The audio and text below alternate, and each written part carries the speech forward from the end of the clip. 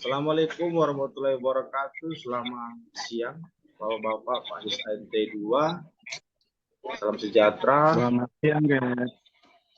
Om Swastiastu, salam kebajikan. Kembali lagi kita di mata kuliah budaya keselamatan, pelayanan, keamanan dan pelayanan di pertemuan kedua ini. Kembali bersama saya. Terima kasih atas waktu dan kesempatannya. Kiranya dalam keadaan sehat ya. Oke, saya mulai aja. Di pertemuan kedua ini saya akan share screen tentang budaya keselamatan. Ya, dapat dilihat ya, udah kelihatan ya. Ya, di sini sebenarnya budaya keselamatan dan keamanan dan pelayaran kapal ini, ya Bapak-bapak ya, itu semuanya membahas tentang SOLAS, yaitu SOLAS dan juga ASM. Yang kita tahu di mana ASM itu ada beberapa chapter, ya.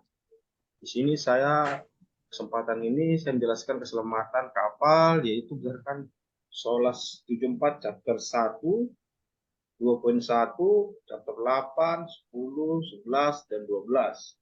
Yang kita tahu ASM itu terdiri dari 12 chapter. Ya, Bapak-bapak ya. Ya. Keselamatan itu berdasarkan Undang-Undang 17 tahun 2008 tentang pelayaran adalah keadaan kapal yang memenuhi persyaratan material, konstruksi, bangunan, permesinan, dan perlistrikan, stabilitas, tata susunan, serta perlengkapan termasuk perlengkapan alat penolong, radio, dan dibuktikan dengan sertifikat setelah dilakukan pemeriksaan dan pengujian.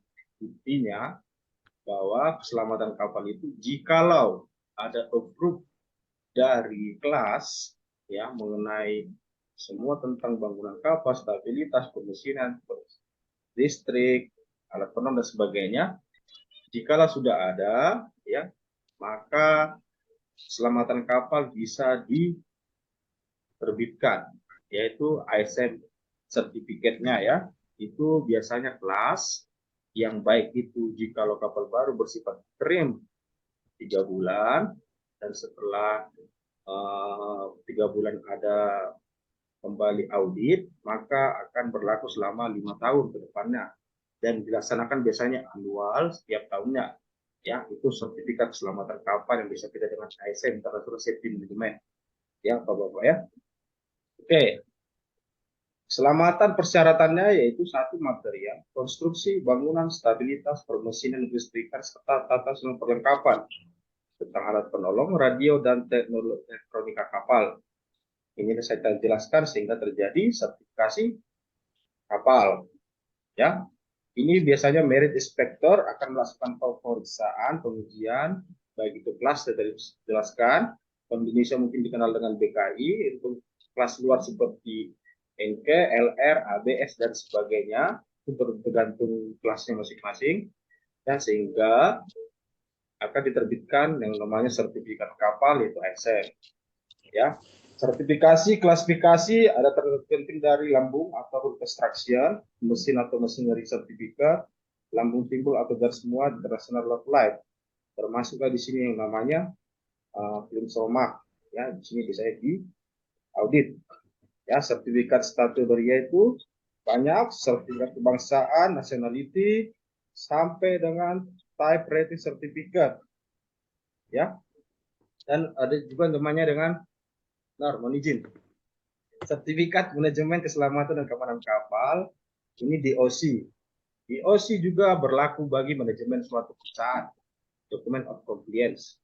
Ini DOC khususnya ini untuk manajemen perusahaan. Ini berlaku tiap tahun, biasanya mereka melakukan audit dari kelas ke manajemen kapal. Oke. Yang kedua, ISM sertifikat dan International Ship Security Certificate atau ISCC.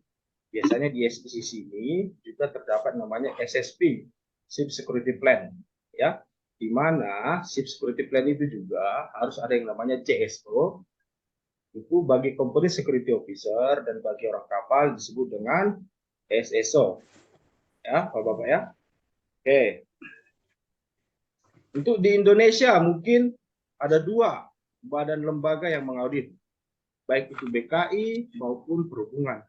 Sekarang masalahnya, ya, pihak perhubungan bertentangan dengan BKI, Biro Klasifikasi Indonesia. Ya, banyak ini yang bertentangan. Jadi pihak perhubungan kadang-kadang menerbitkan sertifikasi, di mana juga kelasnya itu termasuk BKI. Jadi kadang-kadang di sini bingung ini, yang dua lembaga ini, ya, dua lembaga ini. Oke, Badan Klasifikasi Kapal. Pendirian Badan Klasifikasi Indonesia berdasarkan PP Peraturan Pemerintah nomor 28 dan 1964, dan juga yang kedua sesuai dengan PM Peraturan Menteri nomor 61 tahun 2014. BKI atau Badan Klasifikasi, Badan Klasifikasi adalah lembaga klasifikasi yang merupakan melakukan pengaturan kekuatan konstruksi dan perbisikan kapal, jaminan mutu material marine, pengawasan pembangunan, pemeliharaan dan perombakan kapal sesuai dengan peraturan klasifikasi.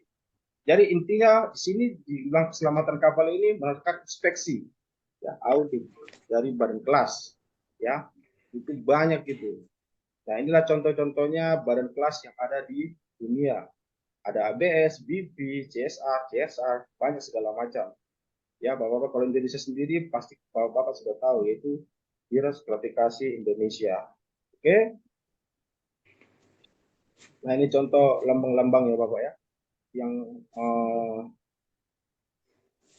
suatu lembaga kenegaraan. Suatu lembaga kenegaraan yang melaksanakan inspektor di atas kapal. Ya. Sebenarnya adanya untuk kelas ini untuk salah satunya untuk persyaratan pengauditan, yaitu Marine Inspector atau PST,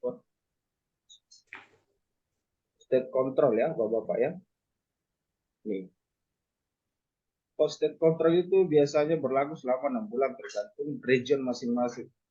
Ada Asian Region, ada AMSA, ada apa namanya? Kalau Amerika US Coast Guard, ya, tergantung daerah masing-masing. Tapi semua satu tujuan, melakukan inspeksi tentang pelayaran suatu kapal. Ya, Bapak-Bapak ya.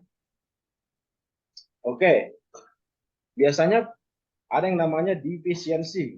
Kalau Marine Inspector tersebut menemukan defisiensi atau bisa dikatakan observation, di mana kode-kodenya ini banyak, ada kode 7, ada kode 17, ada kode 10, ada kode 12, ada kode 30, ya Bapak-Bapak ya, asalkan Bapak-Bapak jangan sampai dengan kode 30 atau bisa dikatakan detail, ya, detail. Oke.